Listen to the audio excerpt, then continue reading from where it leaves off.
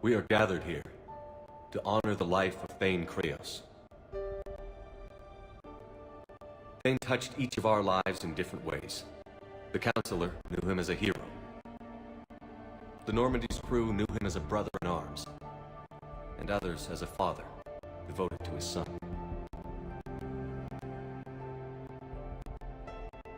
There's an old human saying, whoever saves one life saves the world entire. It's not about a planet, but the value of each of us. I don't know how many times Thane saved my life, or I saved his when we were beyond the Omega-4 relay. It all happened pretty fast. But I do know my whole world could have come to an end then, and it didn't.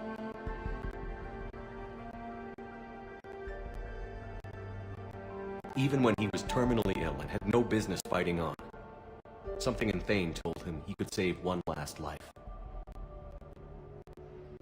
It was not his own. Thane was too selfless for that. The life he chose was someone's whose decisions could, in fact, save worlds entire.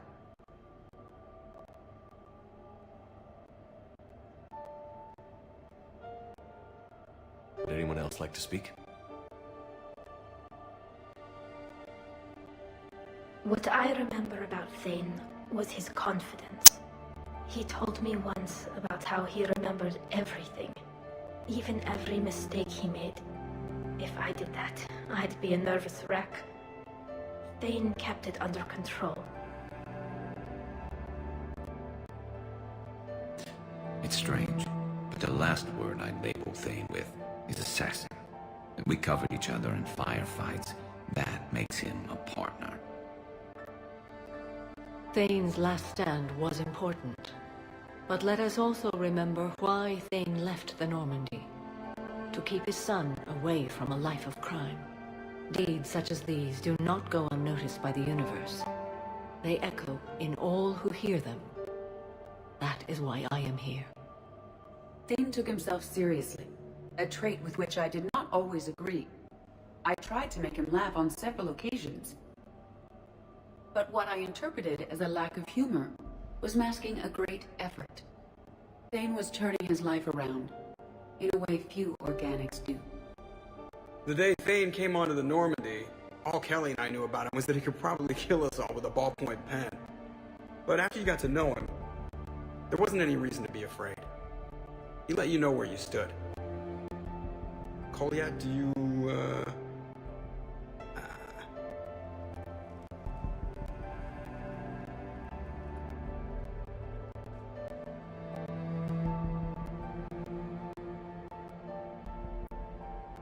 When I was little, I thought my father had it all figured out. He said men must be loyal to their friends and dangerous to their enemies. But when he prevented me from hurting someone, he had changed. He said enemies and ego are not as important as loved ones. I didn't want to hear it. I was lost. I called him a hypocrite in 1,000 different ways. Said that he was going soft. Now, I think maybe he did have it all figured out. That's all I can say. If anyone would like to continue, we'll be here.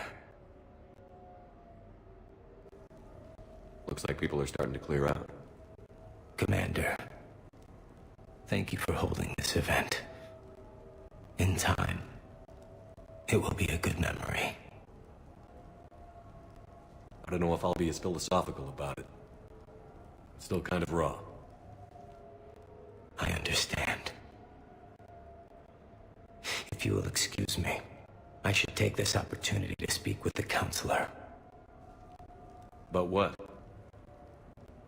He is feeling grateful, and I want to point out there are some Solarian biologists who need funding.